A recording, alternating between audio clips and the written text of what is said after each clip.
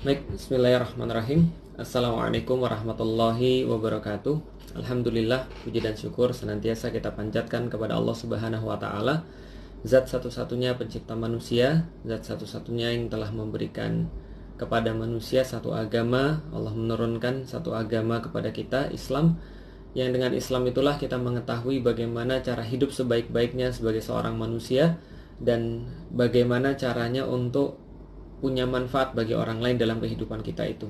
Maka ketika kita mempraktekkan seluruh ajaran-ajaran Islam, kita menggunakan apa yang telah dibawa oleh Allah Subhanahu wa taala, kita berdoa agar apapun yang terjadi pada kita di dunia, apapun yang kita lakukan di dunia ini adalah menjadi bagian yang nanti akan diangkat oleh Allah ketika kita berjumpa dengannya di yaumil hisab nanti. Salat dan salam semoga tercurah dan terlimpahkan kepada baginda Nabi besar Muhammad Sallallahu Alaihi Wasallam, manusia mulia yang senantiasa kita rindukan, senantiasa kita kangeni. Dan sebentar lagi ketika kita masuk ke dalam bulan Ramadan, insya Allah bertambah-tambahlah kerinduan kita kepada beliau, karena kita banyak bersalawat kepada beliau, karena kita banyak diceritakan tentang kisah-kisah beliau. Maka mudah-mudahan sebagaimana beliau menjalani dan mengistimewakan bulan Ramadan, seperti itu pula kita menjalani dan mengistimewakan bulan Ramadan. Teman-teman sekalian yang dirahmati Allah, selamat datang kembali dalam ngaji jomblo. Mudah-mudahan gak bosen. Kalau saya sih ya tetap harus menyampaikan, karena bagaimanapun juga apa yang saya dapatkan daripada Islam, kalau seandainya ini bisa lebih bermanfaat bagi banyak orang, maka ini yang saya harapkan menjadi bagian daripada keringanan yang nanti saya terima dari Allah di yaumil hisab. Nah, jadi kalau teman-teman misalnya bosan, ya nggak ada masalah, kita tetap akan menyampaikan. Dan mudah-mudahan bagi teman-teman yang mau tetap mendengarkan, bagi teman-teman yang mungkin punya permasalahan yang perlu untuk diselesaikan, mudah-mudahan materi-materi yang saya sampaikan ini, sharing yang saya sampaikan ini bisa menolong mereka yang lagi dalam keperluan. Dan kali ini kita masuk ke dalam tema mulai dari mana? Dari mana kita memulai? Jadi gini teman-teman sekalian, dulu ketika saya sebelum menikah, teman-teman sudah tahu, saya sudah pernah cerita bahwa saya punya pacar. Ketika saya punya pacar, lalu kemudian pacar saya itu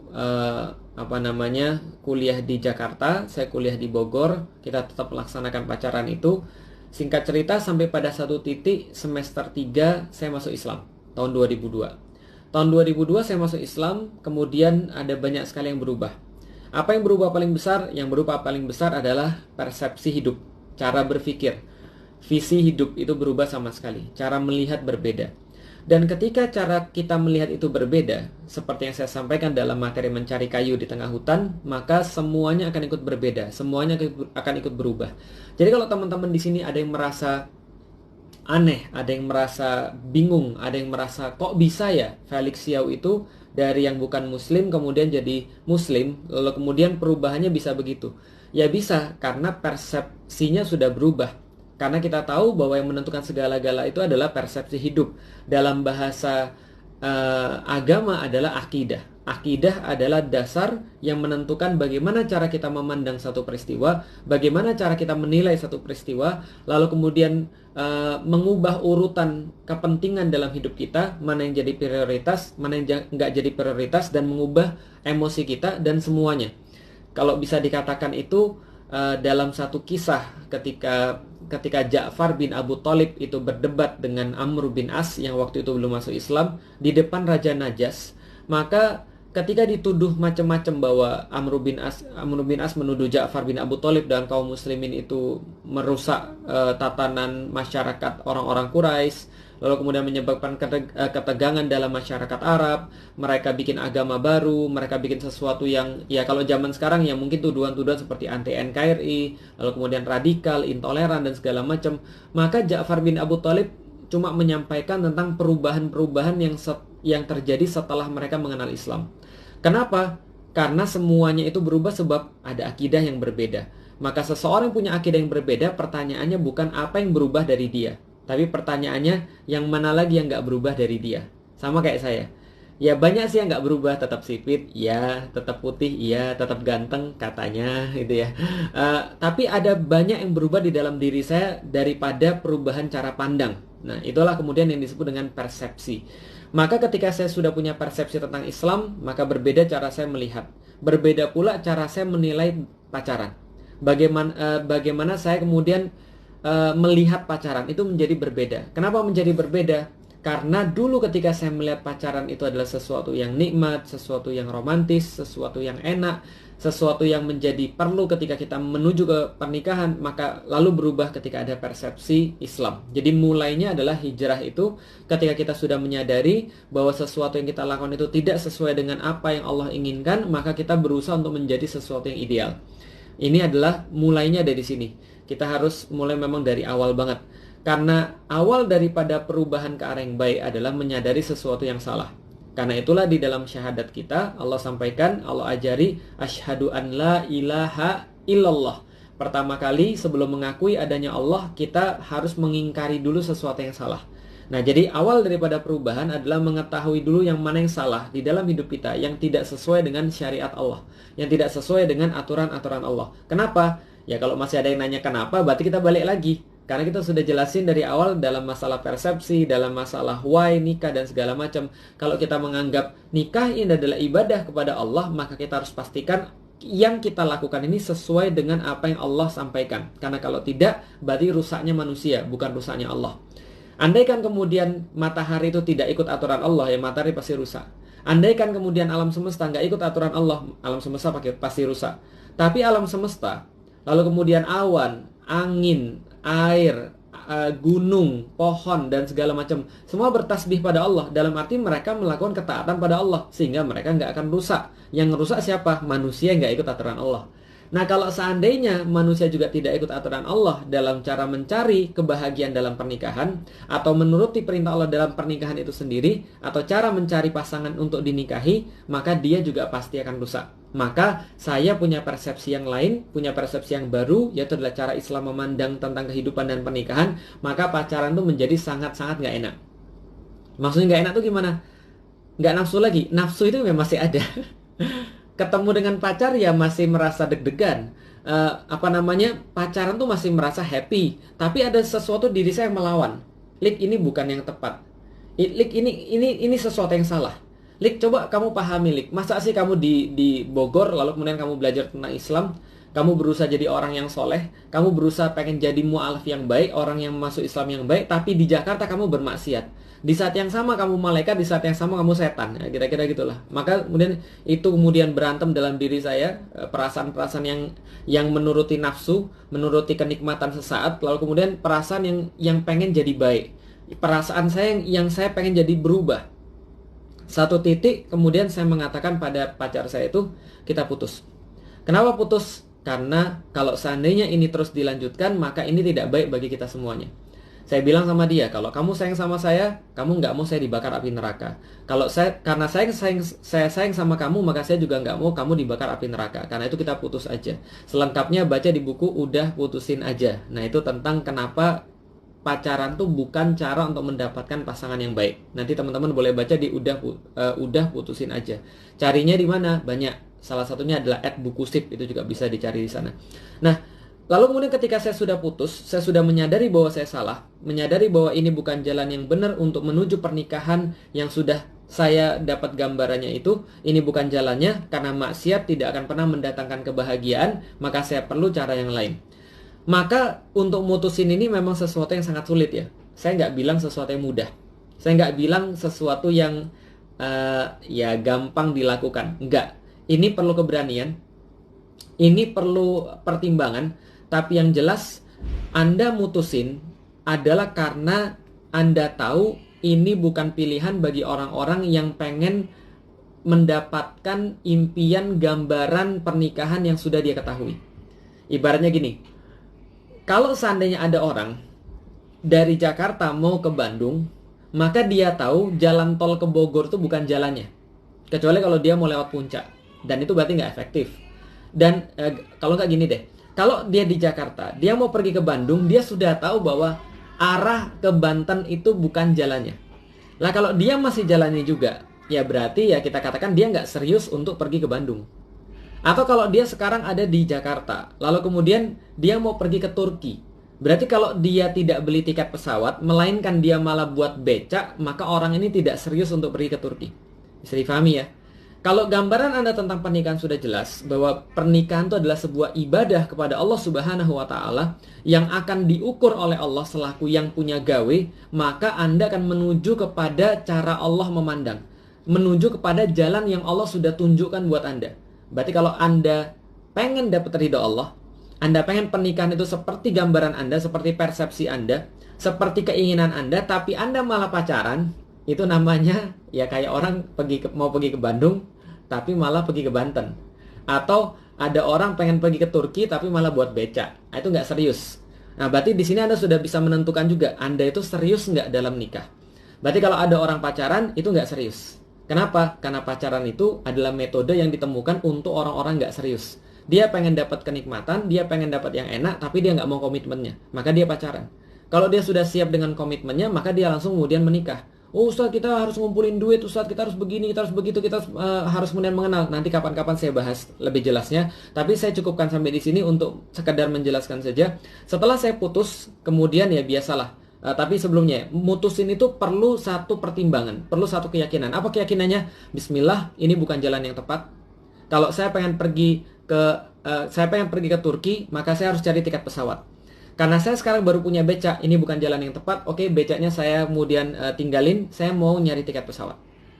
Gitu ya. Beda cerita kalau misalnya dia nggak mau diputusin terus mau dinikahi gimana? Ya nanti ada prosesnya lagi. Maka saya bilang nggak bisa langsung kemudian orang-orang yang dulunya berbuat sesuatu yang nggak tepat, tiba-tiba dia merasa bahwa yuk kita kalau gitu kita hijrah, lah kita langsung nikah saja. Ya tapi dia harus mempelajari dulu, seperti yang kita sudah pelajari yang kemarin-kemarin itu. Nah kalau itu belum dipelajari, ya sama aja. Ini orang-orang yang nggak ngerti terus langsung tiba-tiba menuju pada proses pernikahan yang mereka nggak punya gambaran sama sekali.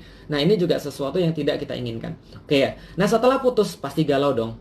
Nah saya juga galau, namanya juga manusia. Galau biasanya diperhatiin, biasanya ditanyain udah makan belum gitu kan ya, udah mandi belum, udah belajar belum, bahkan ibu kita aja nggak nanya kayak gitu ya. Jadi kadang-kadang pacaran tuh melebihi ibu kita sendiri. Dan bahkan kita memperlakukan kadang-kadang pacar kita lebih daripada ibu kita sendiri. Itulah nggak adilnya. Kita anggap itu cinta padahal itu cuma nafsu doang. Nanti kapan-kapan kita jelasin lebih lanjut. Nah setelah kemudian putus, disinilah perlu aktivitas pengganti. Bagi saya, aktivitas penggantinya adalah kajian. Karena saya tinggal di IPB dan waktu itu IPB itu sangat religius banget. Banyak sekali kemudian pergerakan-pergerakan dakwah, lalu kemudian kelompok-kelompok dakwah, lalu kemudian saya beraktivitas di sana, bergerak di dalam dakwah, belajar Islam. Nah, apa yang saya dapatkan? Ternyata galau itu adalah akibat kalau kita nurutin perasaan kita. Tapi kalau kita mau untuk manage perasaan kita, galau itu bisa kita hilangkan. Gimana caranya? Mudah. Galau itu muncul kalau ada trigger. Kalau nggak ada trigger, galau nggak muncul. Apa itu triggernya? Bisa jadi ingatan kita yang sudah kita kemudian simpan di dalam benak kita, rekaman-rekaman, potongan-potongan kehidupan, atau bisa jadi triggernya itu dari sesuatu yang bersifat fisik. Zaman dulu karena belum ada media sosial, triggernya ya foto. Kalau nggak foto, ya rekaman misalnya, atau misalnya nomor teleponnya misalnya, atau misalnya ya apapun lah, yang paling banyak ya foto, atau misalnya buku yang dia kasih, atau boneka yang dia kasih, atau kemudian apalah yang kemudian mengingatkan kita pada dia, itu trigger. Nah, untuk langkah pertama bagi teman-teman sekalian, setelah mulai dengan menyadari kesalahan, lalu kemudian buat keputusan yang benar, sesuai dengan gambaran yang kita inginkan, maka mulailah untuk menghilangkan trigger-trigger yang bisa membuat kita galau, yang buat kita nggak fokus. Dan saya tahu sekali lagi ini sulit. Ini sama kayak kalau bagi orang yang hobi game ini ngapus game dari komputernya. Saya tahu banget karena saya dulu juga gila game gitu kan ya. Tapi ya kalau kita nimbang diri sendiri, kita mau apa nih? Kalau kita benar-benar mau ke Turki dan kita tahu ini bukan jalannya, ya sudah lakukan. Maka kembaliin semuanya, fotonya kembaliin, barang-barang pemberiannya dikembaliin, apapun yang bisa membawa kita untuk mengingat dia, triggernya itu kemudian dihilangkan. Kalau yang bersifat fisik lebih gampang, tapi yang bersifat ingatan itu yang nggak gampang. Kalau yang bersifat fisik caranya seperti apa? Ya kalau zaman sekarang unfollow, serius. Nggak ada gunanya kalau Anda stalking orang-orang yang Anda suka atau stalking mantan Anda. Serius nggak ada gunanya. Kenapa? Anda dapat nggak mendekatkan dia kepada dia juga nggak. Anda mempersiapkan diri juga tidak. Yang Anda dapat hanya kemudian kemungkinan atau potensi-potensi untuk bermaksiat. Ingat baik-baik. Makanya kalau melakukan sesuatu itu, sebentar saya mau lanjut rekam dulu bentar.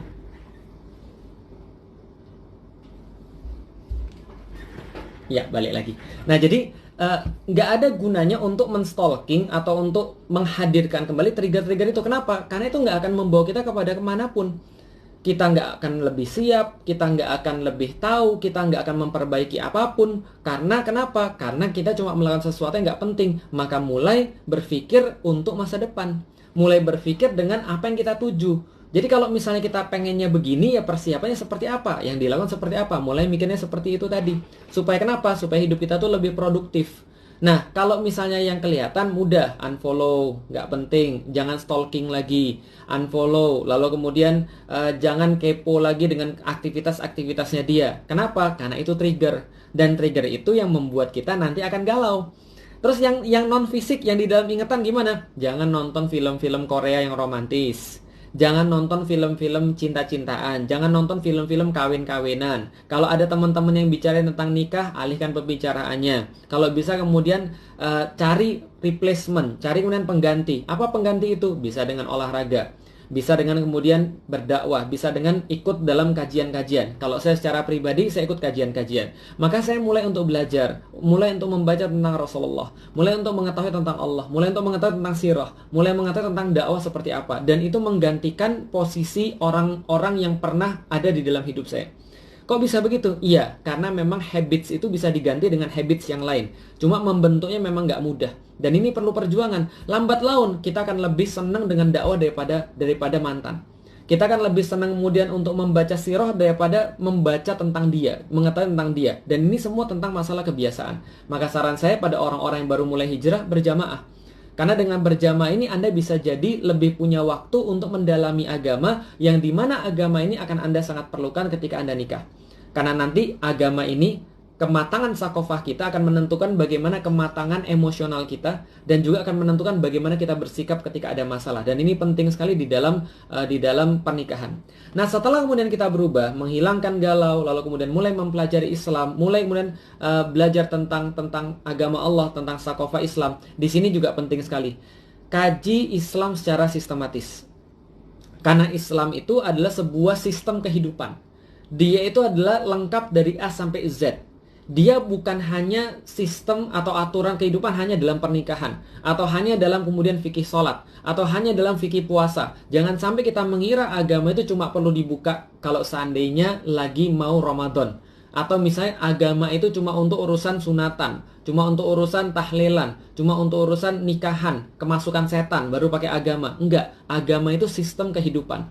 Agama itu diturunkan oleh Allah. Kalau saya mau kemudian merefresh kemudian pelajaran kita yang kemarin, agama adalah sesuatu yang diturunkan oleh Allah kepada manusia agar manusia itu bisa hidup dengan baik. Artinya itu adalah sebuah sistem kehidupan, mulai dari masuk WC, perkara yang paling kecil, mulai dari masuk WC, kaki yang mana, doanya seperti apa, sampai dengan hidup bernegara, ekonomi, politik, budaya, itu semua ada aturan agamanya, juga termasuk pernikahan. Maka ketika kita mempelajari keseluruhan daripada sistem Islam itu, sebenarnya kita sedang membentuk sebuah kehidupan yang ideal. Kaji Islam secara sistematis. Kalau sudah kaji Islam secara sistematis, nanti Anda akan punya yang namanya guru. Anda akan punya yang namanya ustadz. Bukan maksudnya seperti Anda sekarang sama saya, bukan. Tapi yang lebih khusus lagi, yang lebih intim lagi, yang lebih personal lagi. Ada yang menyebutnya murabbi, ada yang menyebutnya musyrif, atau cewek kalau musyrifah, atau kemudian kalau cewek murabbiyah. Ada yang menyebutnya mentor, ada yang menyebutnya ustadz atau ustazah. Tapi manapun, kalau misalnya Anda sudah mulai mengkaji Islam secara sistematis, berarti Anda akan punya kelompok-kelompok dakwah. Anda akan punya kelompok-kelompok sebagaimana para sahabat punya kelompok-kelompok ketika mengkaji Islam. Maka di situ Anda punya satu penanggung jawab. Orang-orang yang Anda tuakan dan secara ilmu dia lebih bermanfaat dari Anda. Secara ilmu dia lebih punya lebih tinggi, lebih mengingat Allah daripada Anda. Maka orang inilah yang nanti kelak bisa bermanfaat banget ketika kita sudah mulai mau untuk menentukan siapa yang akan kita jadikan sebagai pendamping hidup kita. Nah, jadi saya coba untuk ini lagi ulas sedikit ya. Pertama, Anda harus berubah. Untuk berubah ini Anda berarti harus punya informasi-informasi terlebih dahulu, termasuk dengan ikut kajian ini. Ini adalah informasi. Nanti pada pertemuan ke depan kita akan bahas khusus tentang udah putusin aja, gitu kan ya. Kenapa Anda kemudian nggak bisa menggunakan cara pacaran untuk mendapatkan seorang pasangan yang memang Anda gambarkan seperti yang kita sudah bahas dalam 5 pertemuan yang kemarin. Gitu kan ya. Nah, lalu kemudian setelah berubah, hilangkan galau. Gimana caranya menghilangkan galau? Cari replacement. Olahraga, kaji Islam, gitu kan ya. Berdakwah dan seterusnya. Ikut dalam jamaah-jamaah dakwah, apapun yang bisa Anda lakukan. Setelah itu, Anda ikut kajian sistematis. Belajar kajian sistematis. Yang saya sampaikan dari tadi itu adalah kajian sistematis tentang masalah pernikahan. Tapi ada kajian sistematis tentang masalah Islam. Contoh misalnya di Yuk Ngaji, kita punya kajian sistematisnya. Teman-teman bisa follow @yukngaji_id. Di situ ada kajian-kajian intensif yang untuk menyiapkan orang sehingga punya pandangan yang global dan tersistematis, komprehensif tentang Islam. Salah satunya adalah program FAS yang digawangi oleh Ustadz Wimar. Itu juga bagian daripada Yuk Ngaji. Nah, jadi ini adalah kemudian teman-teman bisa unen untuk ikut kajian-kajian tersistematis sampai punya mentor, musyrif atau musyrifah, murabbi atau murabbiyah yang nanti mereka akan memainkan peranan yang sangat penting ketika Anda milih seseorang. Jadi mulainya dari situ dulu ya. Berarti jangan masuk kepada hal-hal yang salah kayak pacaran. Lalu kemudian mulailah untuk mengkaji Islam yang benar. Dan ini penting banget karena ini menentukan nanti Anda siap atau tidak. Saya sudah cerita sebelumnya, Ustadz Salim Afilah perlu waktu kira-kira 4 atau 5 tahun, saya lupa, untuk mempersiapkan pernikahan dia. Saya memerlukan waktu 4 tahun. Dari awal-awal tahun 2002 ketika saya masuk Islam. Kemudian saya bilang sama bapak saya, Pi, Felix pengen masuk Islam, lalu dibilang mesum. Sampai tahun 2006 ketika saya datang lagi, lalu saya bilang, Pi, ini calon saya mau nikah. Dan bapak saya sudah melihat keseriusan saya dan sudah melihat tanggung jawab saya. Ini penting banget. Karena dalam mengkaji Islam itulah, dalam berdakwah itulah nanti akan dilatih seluruh persiapan-persiapan Anda untuk kemudian berkeluarga. Karena salah satu ujian dalam berkeluarga itu adalah mengurus keluarga. Dan mengurus keluarga ini sudah dilatih ketika kita mau untuk mengurus umat. Mau untuk kemudian meringankan beban umat. Mau untuk kemudian berdakwah di jalan Allah Subhanahu wa Ta'ala. Jadi dari sini mulainya. Jadi disitulah teman-teman nanti akan merasa bahwa teman-teman sudah siap. Kapan kita merasa bahwa kita sudah siap? Kita merasa kita sudah siap kalau seandainya memang kita sudah dengan mengkaji Islam itu, lalu kemudian dengan mengetahui tentang segala macam tentang Islam sehingga kita punya gambaran-gambaran yang baik. Nanti di situ kita merasa, oke, sudah saatnya karena saya sudah bisa menyelesaikan permasalahan saya sendiri, saatnya bagi saya untuk menambah beban saya untuk menyelesaikan permasalahan orang lain. Dan ini penting banget. Nikah itu bukan untuk menyelesaikan masalah Anda. Jadi jangan berpikir untuk nikah, kalau Anda sekedar mau nikah itu cuma untuk membagi beban Anda dengan orang lain. Jangan kemudian untuk nikah, kalau sekedar Anda punya banyak sekali masalah-masalah dan Anda berharap ketika masalah itu bisa selesai dengan menikahi dia. Itu namanya ngoper beban. Nikah itu sebaliknya. Nikah itu apalagi bagi laki-laki. Nikah itu adalah Anda sudah bisa menyelesaikan permasalahan Anda sendiri. Lalu ketika Anda sudah bisa menyelesaikan permasalahan Anda sendiri, Anda mau untuk membantu menyelesaikan permasalahan orang lain. Tapi yang disono nggak boleh kemudian mentalnya saya pengen bagi masalah untuk diselesaikan. Nggak, dia juga sama. Saya pengen untuk menyelesaikan permasalahan orang lain. Kenapa? Begitu mereka menikah, Anda nggak usah cari masalah, Anda akan dapat masalah yang baru yang lebih berat.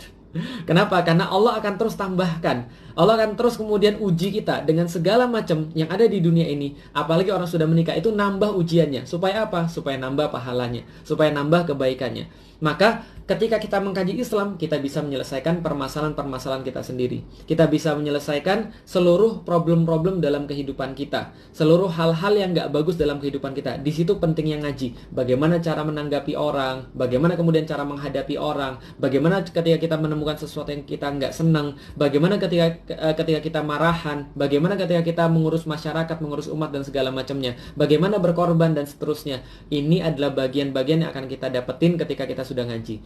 Yang sulit adalah kalau ada orang yang tiba-tiba dia baru hijrah terus kemudian bilang langsung mau nikah. Padahal dia belum belajar apapun di dalam Islam. Ini sulit. Boleh nggak? Boleh, nggak ada masalah. Cuman dia nanti akan sulit lagi untuk belajar. Dan siapa yang menjamin? Teman saya ada yang sudah mengkaji Islam. Sudah lama mengkaji Islam, nikah aja bisa gagal. Kalau andai kan ada orang yang sudah lama mengkaji Islam aja nikah bisa gagal. Kalau ada orang yang belum tahu Islam sama sekali, belum persiapan sama sekali, terus tiba-tiba nikah hanya gara-gara dia nggak mau maksiat. Bagus sih, nggak mau maksiat, lalu kemudian dia nikah. Tapi permasalahannya dia juga nggak punya bekal untuk nikah. Ini ya tidak ideal. Makanya dulu ketika di kampus seringkali ada satu slogan di antara kita, mau pilih mana? Yang sudah dibina baru dibini atau yang dibini baru dibina. Kalau yang sudah dibina, sudah ikut pengajian intensif, mereka akan sudah tahu tentang kehidupan. Mereka sudah tahu prioritas dalam nikah itu apa. Dia akan mudah untuk bisa memahami andaikan suaminya punya kekurangan-kekurangan. Dia akan bisa kemudian untuk diajak lebih tough dalam kehidupan. Karena dia sudah tahu tujuan dia mau kemana. Tapi dia harus dibina dulu, baru dibini. Nah, ada lagi yang lain. Ngelihat, wah ini kayaknya bening, ini kayaknya cantik, ini kayaknya bagus ini untuk dijadikan istri saya.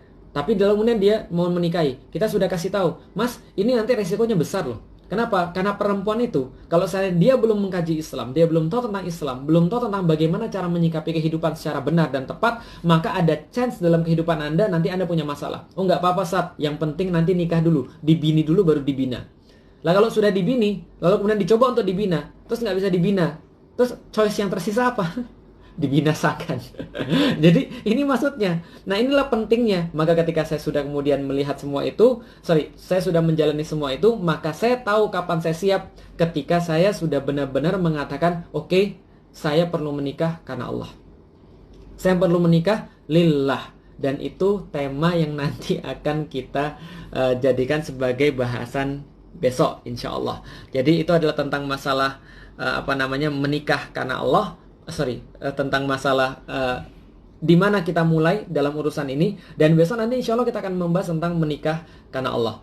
Baik, saya selesaiin dulu untuk rekamannya. Nanti insya Allah kita akan melakukan tanya jawab seperti yang saya janjiin tadi. Tapi tanya jawab ini nggak akan direkam masuk ke YouTube, hanya untuk Instagram saja. Tapi untuk berikutnya nanti dalam pembahasan ke depan kita akan membahas tentang menikah karena Allah. Saya selesai sampai di sini dulu untuk materi yang ini. Mudah-mudahan bermanfaat. Assalamualaikum warahmatullahi wabarakatuh. Bentar ya, matiin dulu.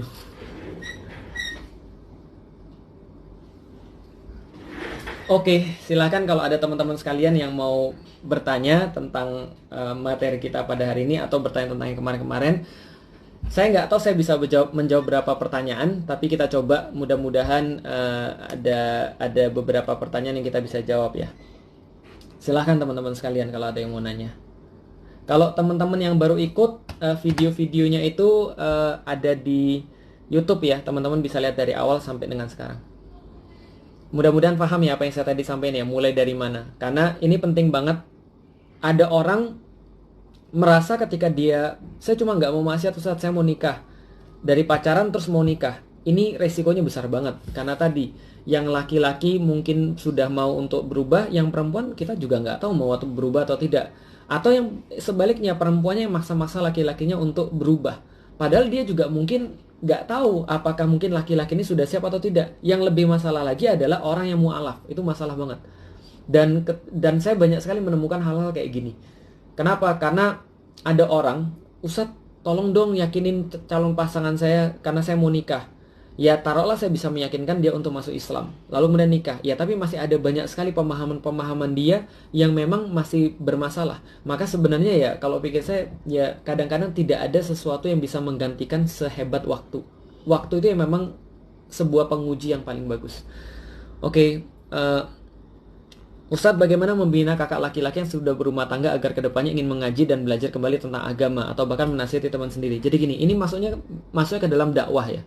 Yang perlu saya sampaikan pada Anda adalah kita itu nggak punya formula untuk bisa memberikan orang hidayah. Apalagi kalau orangnya nggak mau, itu lebih bermasalah lagi. Makanya Allah sampaikan di dalam Al-Quran, innaka la tahdi man ahbabta walakinallaha yahdi man yasha wa huwa a'lamu bil muhtadin. Allah katakan hidayah itu bukan milik kalian.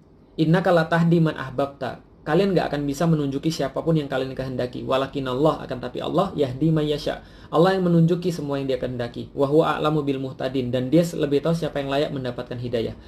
Kalau seandainya saya bisa untuk punya formula untuk mengatakan bahwa pasti ini bisa menunjuki orang, ya bapak saya sudah masuk Islam duluan. Tapi kan gak bisa. Bahkan Abu Thalib, paman Rasulullah, tidak juga masuk Islam. Artinya apa? Ya hidayah adalah milik Allah. Dan kita cuma bisa berbuat sebaik-baiknya dengan dakwah.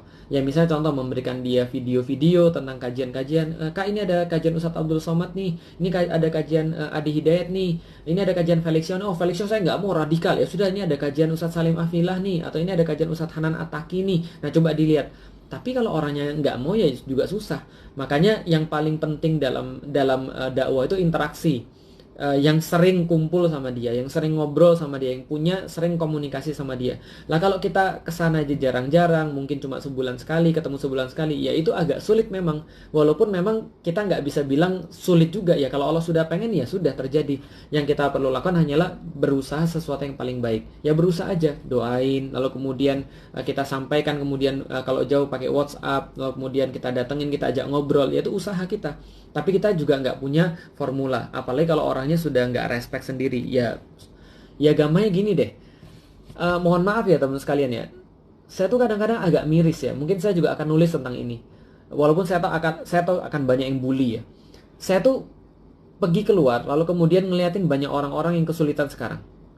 Dan di BBN itu kita berjibaku benar susah payah untuk gimana caranya menyelesaikan permasalahan-permasalahan kayak gini. Ada orang yang nggak boleh keluar rumah, ada orang yang berkurang pemasukannya karena lockdown, karena PSBB ini.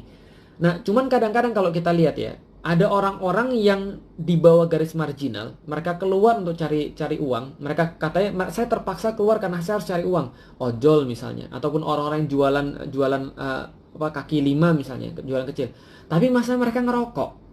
Ini kadang-kadang kan membuat saya miris gitu, maksudnya pengen banget ngasih tahu mereka, dan kita sudah kasih tahu mereka, Pak, kalau seandainya Bapak tuh punya uang, Mbok ya beli makanan buat keluarganya, dan sudah tahu situasi kayak gini. Kalau kita bantu Bapak, terus Bapak masih ngerokok kayak begini, ya ini sama aja kita bantu orang yang nggak respect sama dirinya sendiri.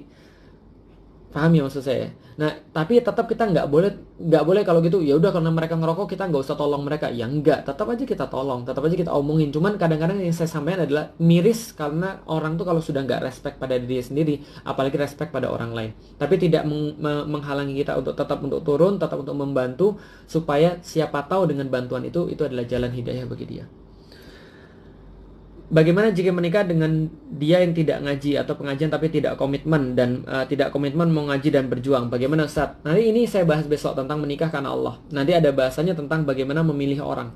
Jadi bagaimana sih orang harus kita pilih dan bagaimana cara memilihnya nanti saya akan kasih tahu insya Allah ya, dalam pertemuan ke depan insya Allah. Saya ibu 2 anak 3 tahun dan 1 tahun. Bagaimana cara mereka mendidik agar terhindar dari zina? Anak saya paling gede baru 12 tahun. Dan saya cuma bisa ngasih tahu sepanjang itu saja. Dan saya sudah banyak bahas di video YouTube saya, nanti boleh dilihat. Tapi yang jelas, nggak ada satupun orang tua yang bisa ngontrol anaknya. Anaknya Nabi Lut aja bermasalah.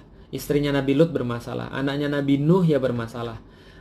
Di saat yang sama Nabi Musa yang dibesarkan Firaun jadi hebat. Di saat yang sama Nabi Yusuf yang jauh daripada orang tuanya hampir sepanjang masanya itu juga jadi orang hebat.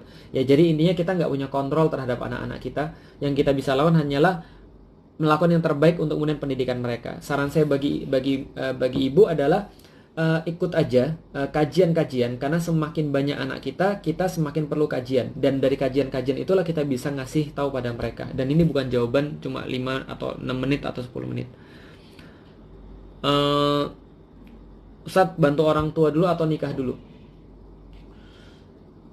Jadi gini teman-teman sekalian, bantu orang tua itu adalah sebuah kewajiban bagi anaknya. Walaupun bagi orang tua kewajiban dia adalah menikahkan anaknya. Jadi kalau orang tua yang bijak adalah dia akan minta anaknya untuk punya kehidupan sendiri dulu, karena anaknya perlu untuk punya kehidupan sendiri. Seandainya anaknya sudah waktunya untuk menikah, lalu anaknya menunda dan ada fitnah di situ, maka orang tuanya juga akan nanggung. Maka ini sama kayak gini loh. Dalam dalil Islam, orang yang ngutang suruh cepat bayar. Orang yang ngutangin suruh ditunda. Jadi jangan make dalilnya kebalik. Jadi jangan make dalilnya bagi orang yang ngutang, kan kamu disuruh nunda sama Allah. Sedangkan yang ngutangin, kamu suruh cepat bayar loh. Kalau enggak, kalau mati nanti kamu enggak masuk surga. Seorang anak dalilnya adalah bahwa dia harus menghormati orang tuanya. Bagi orang tuanya dalilnya wajib bagi dia untuk menikahkan anaknya ketika sudah sampai waktunya. Nah berarti ya tanya sama ibunya. Dan kalau ibunya kemudian tahu tentang dalil itu, ya ibunya bilang nikah aja dulu nggak gitu kan ya. Kalau memang sudah waktunya. Masa pacaran berzina setelah nikah bertaubat, apakah taubat itu diterima? Allah Maha menerima taubat. Innahu huwal ghafurur rahim. Sesungguhnya Allah Maha penerima taubat lagi Maha penyayang. Kadang-kadang yang enggak menerima taubat itu adalah manusia. Allah Maha menerima taubat insyaallah. Siapapun yang datang kepada Allah dengan dosa sepenuh bumi, maka Allah akan datang kepadanya dengan ampunan sepenuh langit, asal dia benar-benar ikhlas dalam pertaubatannya. Apa ini tiba-tiba sampai bunuh diri, lompat gedung? Dia sangat sakit hati diputusin pasangan LGBT-nya. Ya kalau ini LGBT ada permasalahan lain lagi ya berarti ya. Karena LGBT sendiri itu sudah penyimpangan perasaan sebenarnya. Bagi saya LGBT itu sebuah penyakit.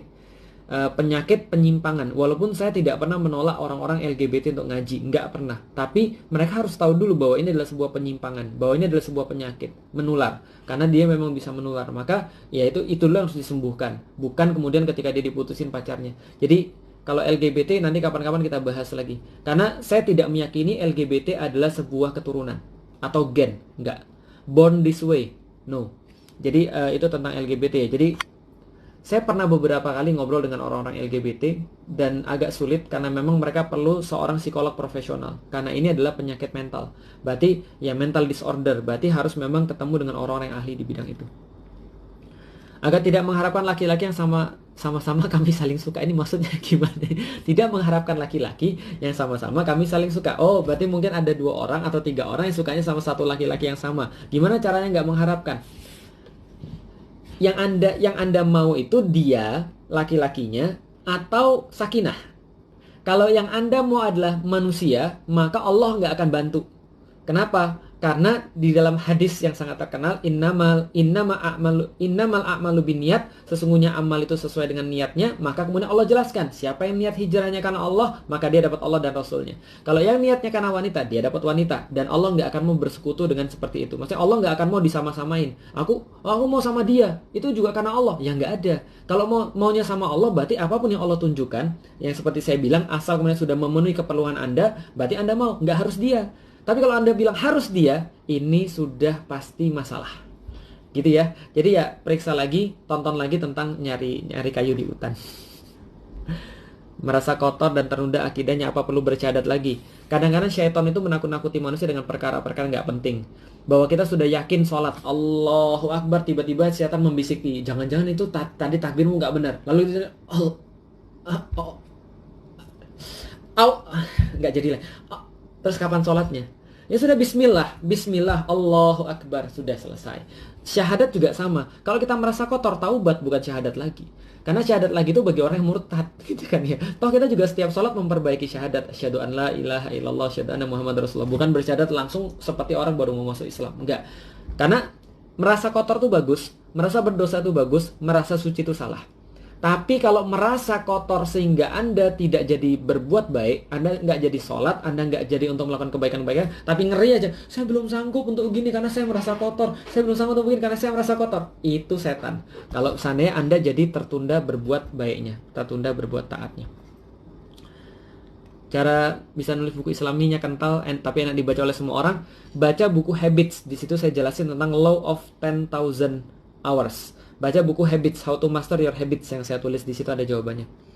Gimana kalau udah pacaran lama tapi wanita belum yakin untuk menikah, padahal pacaran sudah hampir 9 tahun? Itulah yang dihasilkan pacaran, kan saya sudah bilang. Nanti saya bahas besok deh tentang udah putusin aja. Pacaran tuh nggak akan pernah menghasilkan orang yang siap, nggak akan pernah. Kenapa? Karena itu bukan saling mengenal, itu adalah saling untuk bertukar nafsu. Jelas ya? Jadi nggak akan pernah siap, Baca buku saya, udah putusin aja. Kalau udah biasa aja sama mantan, apa juga harus diblok akunnya semua? Kalau bagi saya sih ya iya ya, karena kita harus menghilangkan seluruh trigger yang nggak penting itu. Ya kalau misalnya triggernya masih ada ya susah. Mencintai seorang ikhwan dalam hati, namun kita pernah menyatakan bahwa kita mengaguminya, padahal saya seorang wanita. Sampai sekarang saya masih menyimpan rasa itu. Balik lagi saya bilang, kalau antum sudah mikir bahwa harus dia, ini bermasalah. Nah kenapa? Karena ya yang kita inginkan manusia, bukan Allah sebenarnya. Karena kita sudah berusaha mendikte Allah. Padahal Allah itu tahu yang terbaik bagi kita. Kita siapa mau mendikte Allah? Gitu kan ya. Harus yang itu. Nah itu mendikte Allah namanya. Padahal semua nabi ketika punya masalah, mereka cuma bilang, ya Allah kami perlu bantuan. Ya Allah kami perlu kasih sayang. Ya Allah kami perlu untuk ditolong. Mengenai bagaimana cara nolongnya itu terserah Allah. Musa nggak tahu kalau seandainya laut itu terbelah. Tapi Allah mendesain yang paling bagus. Ya sebagaimana kemudian Nabi Yunus nggak tahu bagaimana dia diselamatkan dari perut ikan, tapi tetap aja dia berdoa pada Allah, dan Allah yang tahu lebih baik tentang bagaimana cara untuk menolong hamba-hambanya. Jadi menurut saya, jangan terlalu banyak antum itu mengagumi laki-laki bagi perempuan. Laki-laki disuruh menundukkan pandangan, perempuan juga disuruh menundukkan pandangan. Caranya memanage hati. Ini namanya memanage hati. Ini sangat penting sekali, memanage hati. Karena ketika nanti Anda sudah menikah, manage hati ini menjadi sangat penting ketika harus berhadapan dengan suami Anda. Jadi menurut saya, terus kalau kagum doang boleh nggak? Kagum ya nggak ada masalah. Tapi kalau harus dia dalam pernikahan, ya itu nggak usah. Boleh nggak mendoakan dia di dalam sepi atau di dalam di dalam tengah malam tuh bertahajud? Ya mendoakan orang nggak ada yang salah. Cuman kalau doanya pakai nafsu harus dia. Balik lagi tentang harus dia, itu nggak harus dia. Kalau memang kita mau nikahnya karena Allah. Jika mau menikah dengan laki-laki pilihan orang tua, besok saya bahas nanti insya Allah. Salah satu pembahasan saya nanti itu. Nasib jomblo yang berkesempatan untuk menikah. Nasibnya di surga bagaimana? Kan manusia diciptakan berpasangan. Tenang, bagi jomblo yang belum menikah, Anda di surga sudah disiapkan pasangan-pasangan Anda. Jelas sekali dalam surat Ar-Rahman. Di situ semua akan dipasangkan.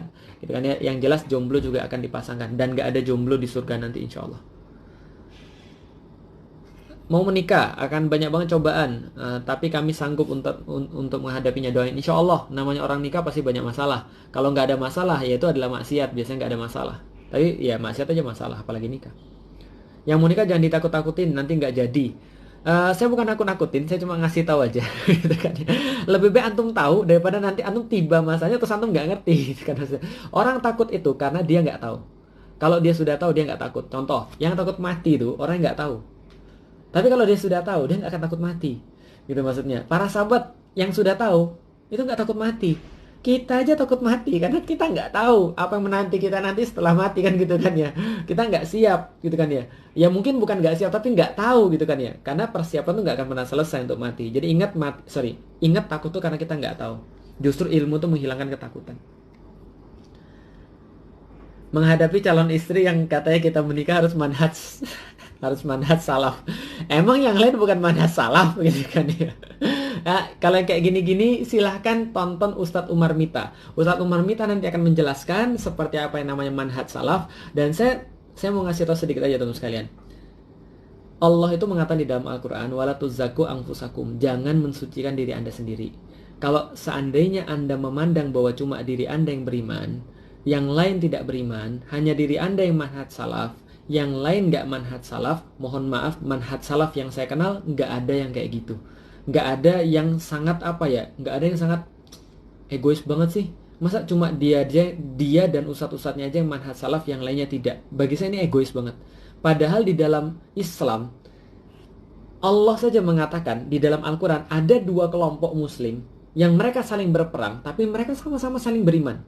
Mereka sama-sama beriman. Artinya Allah tidak mengkafirkan mereka walaupun mereka saling perang. Kita beda pendapat ya boleh, nggak ada masalah. Tapi ya kalau sampai mengatakan kalau cuma sedikit beda pendapat, dia bukan manhaj salaf, saya manhaj salaf, itu ngeri banget. Nah kenapa? Karena kalau tidak manhaj salaf itu ya tidak benar akidahnya gitu maksudnya. Dan bagi saya manhaj salaf tidak hanya dibatasi pada cuma sekedar beberapa usaha tertentu. Selama Allah dan Rasul sudah mengajarkan banget kepada kita, selama rukun imannya masih 6 ya, rukun imannya masih 6, rukun Islamnya masih 5, dan tidak ada yang diingkari, maka insya Allah mereka sama-sama muslim, sama-sama beriman, dan mereka sama-sama layak untuk dinikahi. Ya kalau saya secara pribadi sih, bagi saya itu bukan perempuan yang saya perlukan untuk kehidupan saya. Kalau misalnya dia cuma dia egois untuk cuma mengaku bahwa dirinya salaf, bagi saya sih. Tapi kalau antum mau ya nggak ada masalah, toh juga sama-sama muslim. Ada wanita yang enggan menikah karena takut dia menikah soalnya akan melakukan KDRT atau tidak bisa memenuhi tanggung jawabnya. Ini dulu yang terjadi pada Ummu Alila. Dia takut banget bahwa suaminya nanti KDRT sebagaimana yang dia lihat di kampungnya, sebagaimana yang dia lihat pada orang-orang yang ada pada waktu itu. Dan insya Allah nanti itu akan saya bahas juga ya, besok insya Allah. Oke, yang terakhir, buat pernikahan yang pertama gagal dan memutuskan menunggu jodoh yang lain, apakah lebih berat tantangannya karena mungkin lebih punya trauma? Iya. Terus terang saya belum pernah untuk gagal dalam pernikahan, mudah-mudahan tidak. Dan hanya saja saya juga mengenal beberapa orang yang gagal dalam pernikahan, dan ketika mereka tidak berhenti dalam mencari, mereka memanfaatkan kegagalannya untuk mencari yang lebih baik, mereka dapatkan. Banyak kok orang-orang kayak gitu, banyak banget yang bisa belajar dari kesalahan di masa lalunya sebagai teguran bagi dia, kemudian dia mau untuk memperbaiki dan mencari yang lain. Dalam arti mencari yang lain yang memang berbeda seperti yang awal. Karena kalau Anda melakukan kesalahan yang sama, itu cuma episode 1, episode 2 aja, tapi sinetronnya sama. Gitu ya. Itu aja teman-teman sekalian, kalau sana bermanfaat, alhamdulillah. Kalau seandainya ada salah, itu pasti dari manusia. Kalau ada yang silap lidah, itu pasti dari manusia. Dan saya mohon maaf banget. Kalau ada yang baik, hanya berasal dari Allah Subhanahu Wa Taala. Ada yang salah, pasti dari manusia. Maka mohon ampunnya. Assalamualaikum warahmatullahi wabarakatuh.